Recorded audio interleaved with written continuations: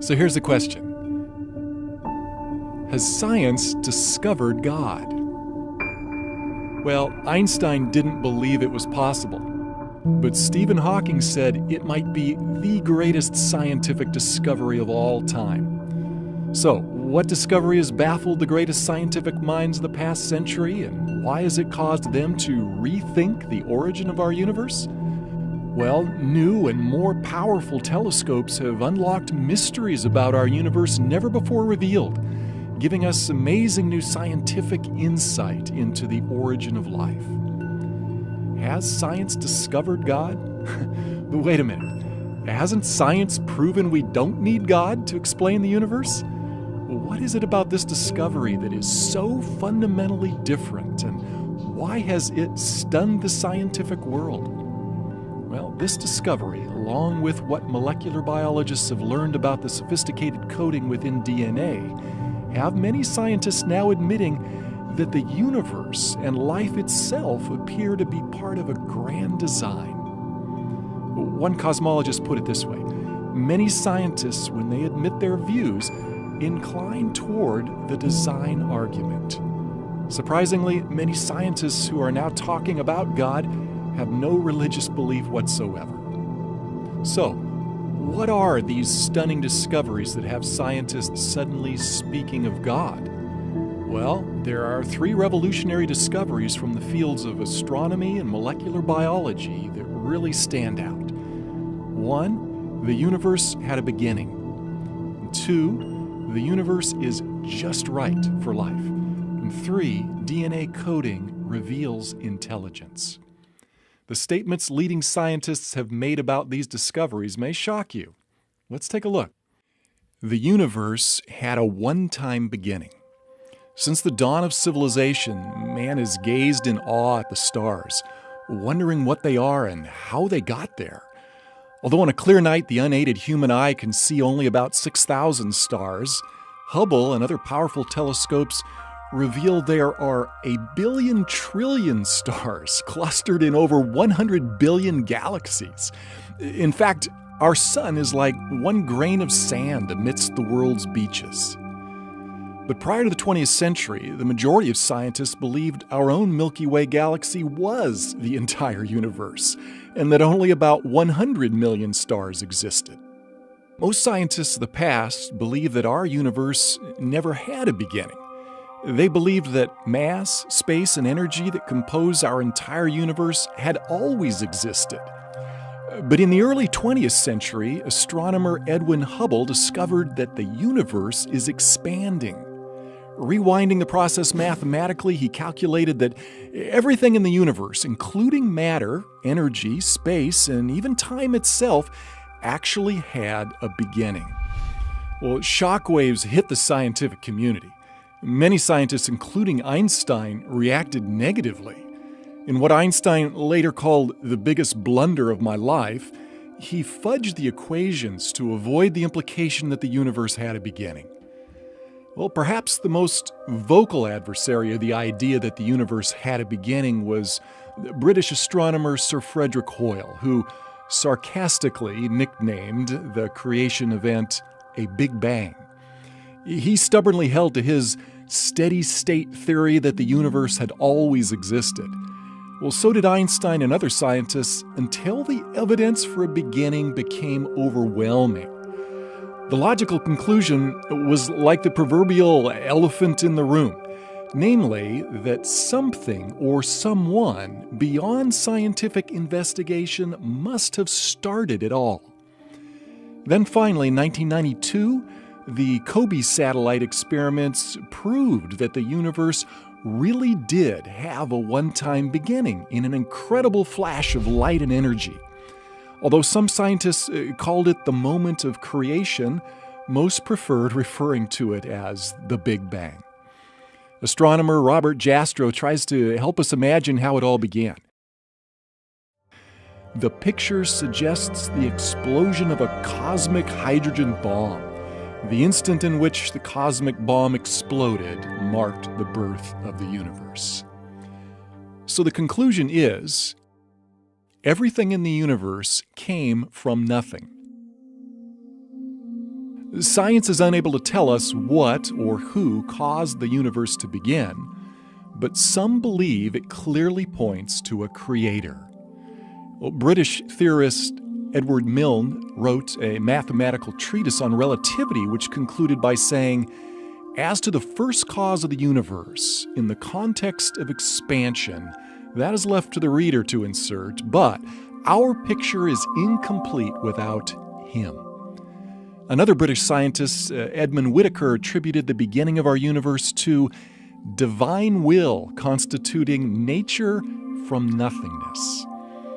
Many scientists were struck by the parallel of a one-time creation event from nothing with the biblical creation account in Genesis 1:1. Prior to this discovery, many scientists regard the biblical account of creation from nothing as unscientific. Although he called himself an agnostic, Robert Jastrow was compelled by the evidence to admit, now we see how the astronomical evidence leads to a biblical view of the origin of the world. Another similar statement came from agnostic George Smoot, the Nobel Prize-winning scientist in charge of the Kobe experiment. He put it like this: "There is no doubt that a parallel exists between the Big Bang as an event and the Christian notion of creation from nothing." Scientists who used to scoff at the Bible's account of creation are now admitting that the biblical concept of creation from nothing has been right all along. Cosmologists who specialize in the study of the universe and its origins soon realized that a chance cosmic explosion could never bring about life any more than a nuclear bomb would, unless it was precisely engineered to do so. And that meant a designer must have planned it. They began using words like super intellect, creator, and even supreme being to describe this designer. Why is this? Because the universe is finely tuned for life. Physicists calculated that for life to exist, gravity and the other laws of physics that govern our universe needed to be intricately tuned just right, or our universe couldn't exist. For instance, did you know that if the expansion rate of the universe had been slightly weaker, gravity would have pulled all matter back into a big crunch? We're not talking about merely a 1 or 2% reduction in the universe's expansion rate. Stephen Hawking writes, "If the rate of expansion 1 second after the Big Bang had been smaller by even 1 part in 100,000 million, the universe would have recollapsed before it ever reached its present size." Well, on the flip side, if the expansion rate had been a mere fraction greater than it was, well, all galaxies, stars, and planets could never have formed, and we wouldn't be here. And for life to exist, the conditions in our solar system and our own planet also need to be just right. For example, we all realize that without an atmosphere of oxygen, none of us would be able to breathe. And without oxygen, water couldn't exist. Without water, there would be no rainfall for our crops. Other elements such as hydrogen, nitrogen, sodium, carbon, calcium, and phosphorus are also essential for life. But that alone is not all that's needed for life to exist. The size, temperature, relative proximity, and chemical makeup of our planet, sun, and moon also need to be just right. And there are dozens of other conditions that needed to be exquisitely fine-tuned, or we wouldn't be here to think about it. Scientists who believe in God may have expected such fine-tuning, but atheists and agnostics were unable to explain the remarkable, quote-unquote, coincidences. Theoretical physicist Stephen Hawking, an agnostic, writes, "The remarkable fact is that the values of these numbers seem to have been very finely adjusted to make possible the development of life." It all brings us to one question: the universe, accident or miracle? But couldn't this fine-tuning be attributed to chance? After all, odds makers know that even long shots can eventually win at the racetrack, and against heavy odds, lotteries are eventually won by someone. So, what are the odds against human life existing by chance from a random explosion in cosmic history? Well, for human life to be possible from a big bang utterly defies the laws of probability. One astronomer calculates the odds at less than one chance in a trillion.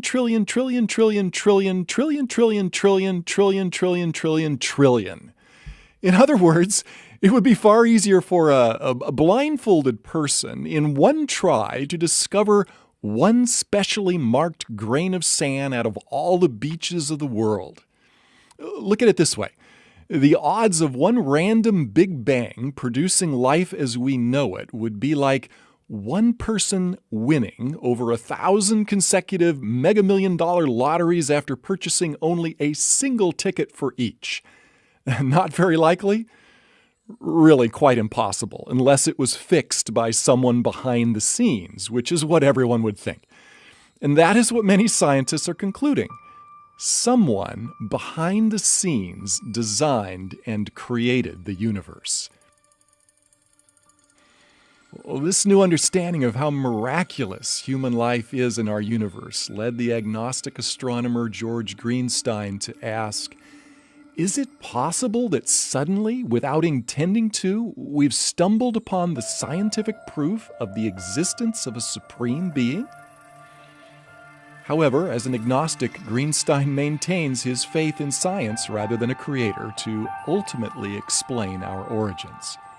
Robert Jastrow explains why some scientists are reluctant to accept a transcendent creator. He says, there is a kind of religion in science. It is the religion of a person who believes there is order and harmony in the universe.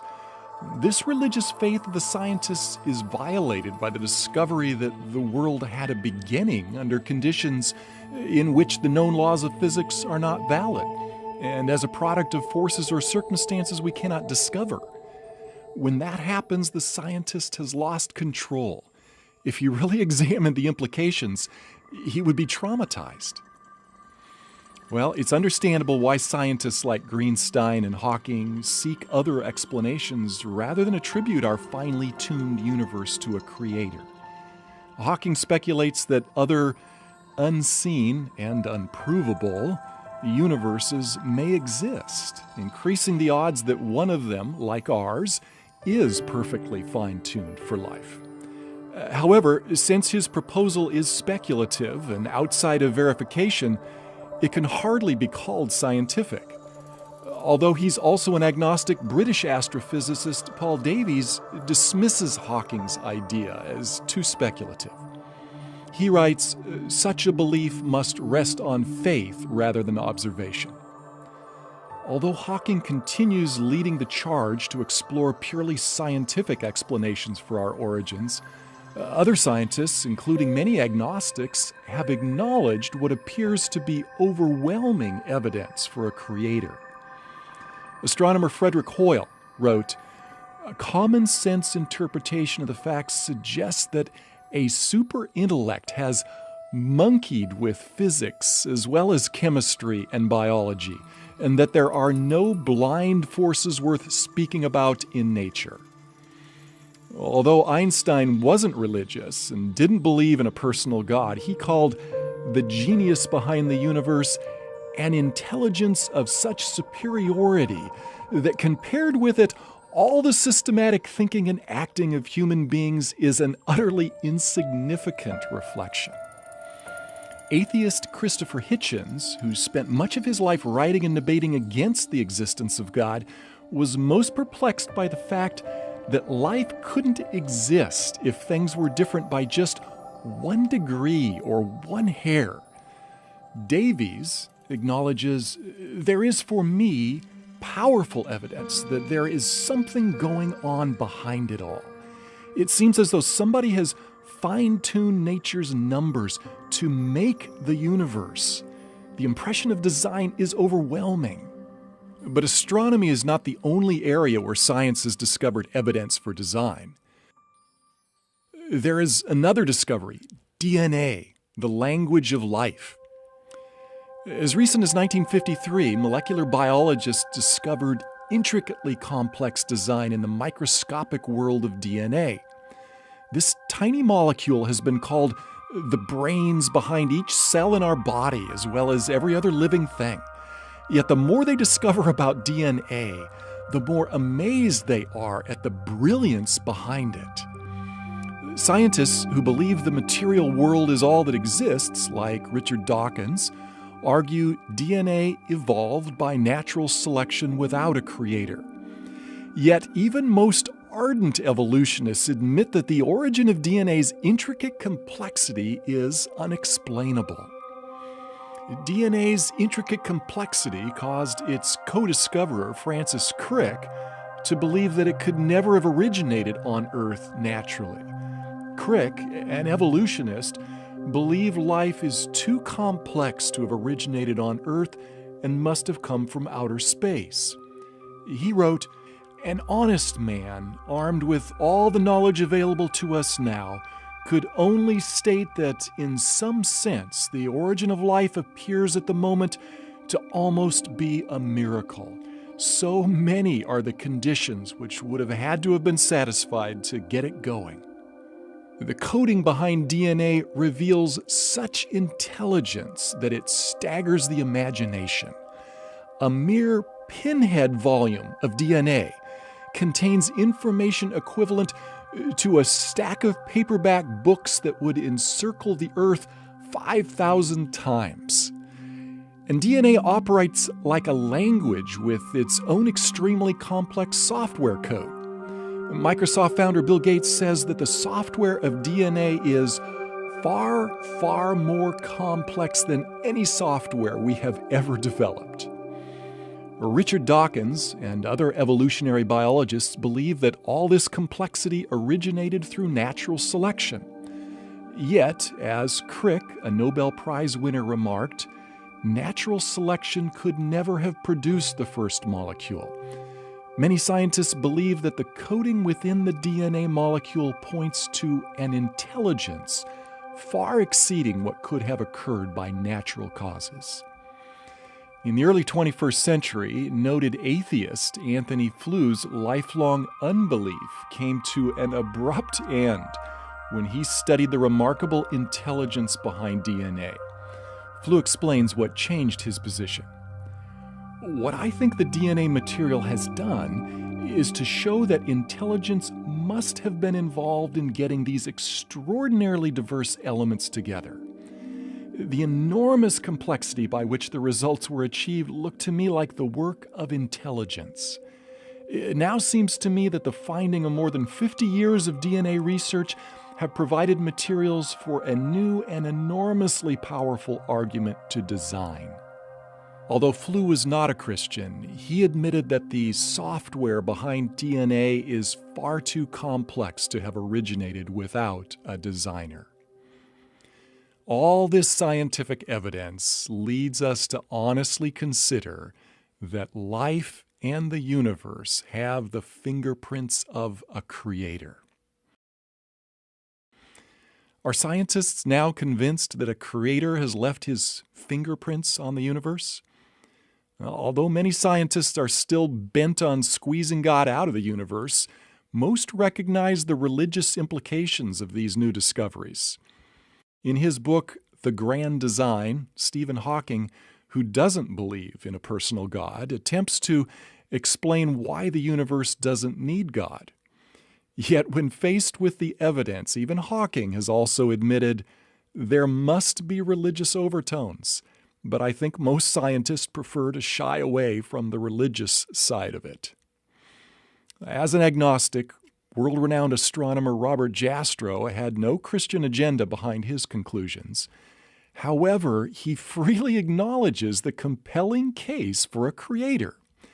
He writes of the shock and despair experienced by scientists who thought they had squeezed God out of their world. These are his words. "For the scientist who has lived by his faith in the power of reason, the story ends like a bad dream. He has scaled the mountains of ignorance. He's about to conquer the highest peak. And as he pulls himself over the final rock, he is greeted by a band of theologians who have been sitting there for centuries. So, what if, after all, there is a creator? If there is a superintelligent creator, the question arises, what is he like? Is he just some cosmic force like in Star Wars, or is he a personal being like us? Well, since we're personal and relational beings, wouldn't the one who created us also be personal and relational? Many scientists, like Arthur L. Shavlov, professor of physics at Stanford University and winner of the Nobel Prize in Physics, believe that these new discoveries provide compelling evidence for a personal God. He writes, "It seems to me that when confronted with the marvels of life in the universe, one must ask why and not just how. The only possible answers are religious.